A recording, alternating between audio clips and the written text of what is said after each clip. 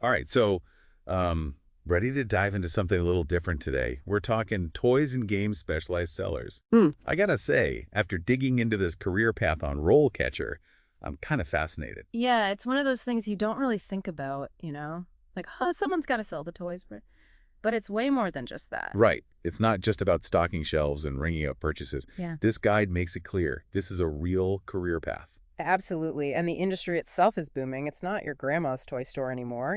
We're talking technology, evolving ideas about play. It's pretty wild. That's exactly what caught my eye. So let's dive into this RoleCatcher guide. First thing that struck me, the sheer variety of stuff these sellers do. Oh, totally. I mean, you need that connection with customers, obviously, but also a deep understanding of the products themselves. And then they're staying ahead of the trends. Did you see the bit about digital toys? A whole other world. I know. It's not just knowing your board games anymore. And remember that part about heavy boxes of FUN? Sounds like you got to be pretty strong for this job. Yeah, there's definitely a physical aspect to it, no doubt. But I think it speaks to something we're seeing a lot in retail these days, that whole desire for an experience.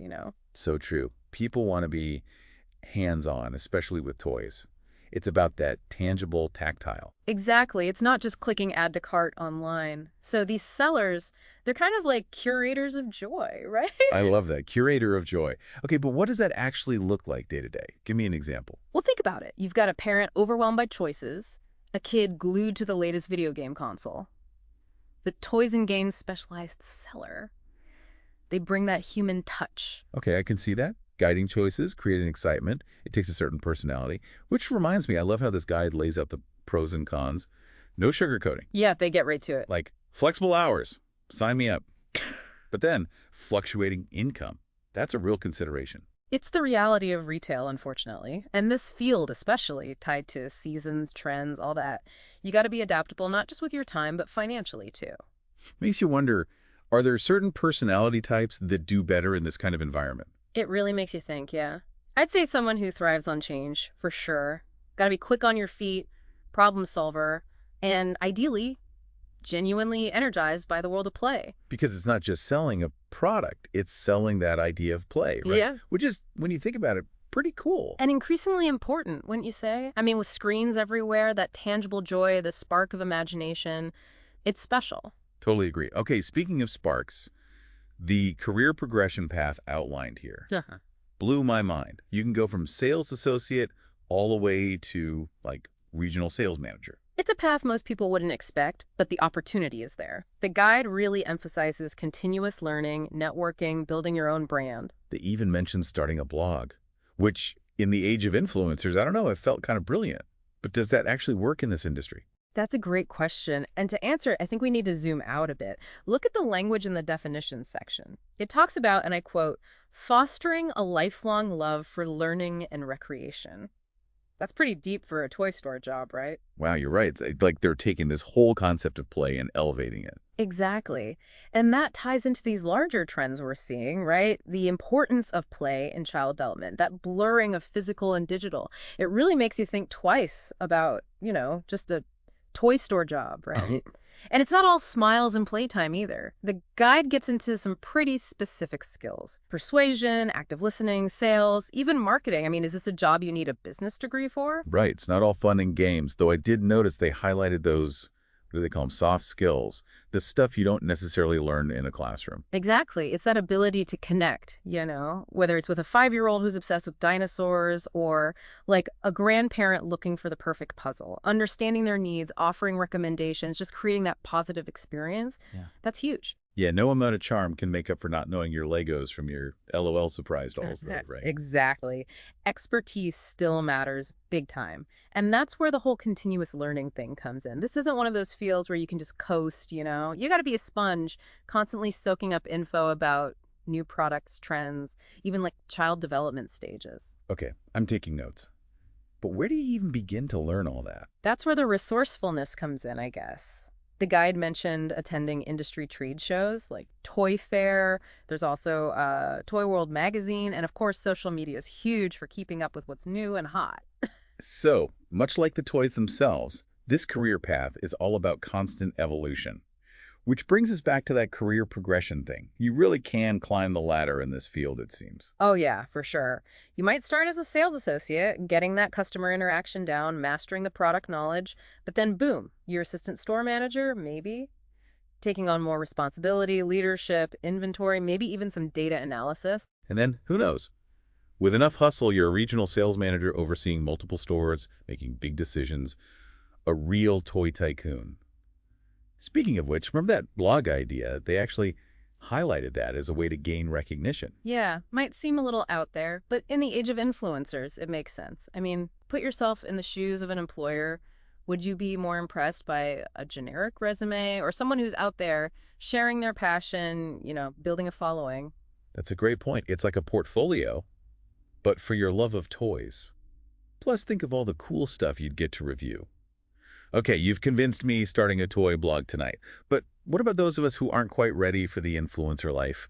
Any other advice for breaking into this world? One thing they mentioned that I thought was interesting was thinking outside of like traditional retail experience. Volunteering at children's events, for example, it's a chance to show your enthusiasm, get some real world interaction, you know. Genius. What kid doesn't love the person who brings the fun, right? But what about someone coming from a completely different field? Is it even possible to make that jump into the world of toys? You'd be surprised. The guide actually talked about how transferable skills can be super valuable. Think about those core competencies we discussed. Communication, problem solving, customer service. Those are important anywhere. So it's about reframing your experience, right? Like instead of calming down a frustrated client on the phone, you're helping a parent navigate a tantrum in the action figure aisle. Exactly. Highlighting how your skills translate. Plus, never underestimate the power of genuine enthusiasm. Passion can go a long way, especially in a field like this. That's encouraging. But let's not get ahead of ourselves. The guide doesn't sugarcoat the challenges either, which I appreciate. Totally. Understanding the demands is just as important as being excited about the opportunities. So in the cons section, anything that jumped out at you? Well, the fluctuating income thing is definitely something to consider. Mm. But I was also curious about that whole seasonal demand aspect. Is this like a job where you're working around the clock during the holidays and then twiddling your thumbs in January? It's definitely a factor, yeah. The holiday season is huge for the toy industry, so longer hours, faster pace, that comes with the territory. But a really successful toys and games specialized seller, they find ways to be adaptable and proactive year-round. So it's about finding ways to engage customers even when it's not gift-giving season. Exactly. That's where the creativity comes in. The guide talked about staying on top of new releases, maybe even organizing in-store events, partnering with local schools, community centers. Wow, so there's a lot more strategy involved than people realize. It's not just knowing your products, it's understanding your customers, adapting to the market, always innovating. And that's what makes it both challenging and rewarding. It's a career that demands a lot, but it also offers a chance to have a real impact, not just on a business, but on people's lives. You're right, because at the end of the day, it's about bringing joy to people of all ages. And in today's world, that's a pretty special thing to be a part of. Absolutely. But before we get too sentimental, there's one more crucial aspect we need to address. Safety considerations. I'll admit, when I saw safety precautions in the guide, I was like, wait, what? I mean, it's a toy store, right? What could go wrong? And that's why it's so important to talk about safety, especially with kids involved. It's not always obvious. So beyond like the classic tripping over a toy truck scenario. Yeah. What are we talking about here? Well, one thing they specifically mentioned was making sure toys are age appropriate. Seems obvious, but... Right, but you give a toddler a toy with small parts. Exactly. Or a child playing with something beyond their developmental capabilities. Those are real hazards. It's true. You don't think about a water gun being dangerous, but for a 2-year-old who could slip and fall. Right. Makes you see those aisles differently. And it goes beyond the actual toys, too. Loose wires, slippery floors, those hazards exist everywhere. But in a toy store, with kids running around excited. You're asking for trouble if you're not careful. So not only do you need to know the hottest toys, you got to be a safety inspector, play supervisor, customer service expert. This is a demanding job. It is. And get this, they even mentioned staying on top of product recalls, safety warnings from manufacturers. That's a lot to juggle. It really makes you realize the level of responsibility these sellers have. You're not just making a sale, you're playing a part in keeping kids safe. Exactly. And I think that sense of responsibility alongside the demands, it's what makes the reward so meaningful. Such a good point. Wow, this deep dive has been eye-opening. This career path is so much more than I initially thought. It's amazing what you discover when you really dig into these niche roles. Seriously. Who knew selling toys involved psychology, trend forecasting, risk management? It's like the ultimate crash course in business, child development, and pop culture. And it's an industry that's constantly changing, just like the toys themselves. As technology evolves, the demand for people who really understand this world, that's only going to grow. Makes you think, maybe someday there'll be a Grammy for like Toys and Games Specialized Seller of the Year. Now that's an award show I'd watch. But until then, I think we should leave our listeners with this. Next time you're in a toy store, take a moment to really appreciate the people behind the counter. They're not just salespeople, they're curators of joy, educators, guardians of safety. They're shaping young imaginations, one toy at a time. Beautifully said. And hey, who knows? Maybe this deep dive will inspire someone out there to join their ranks.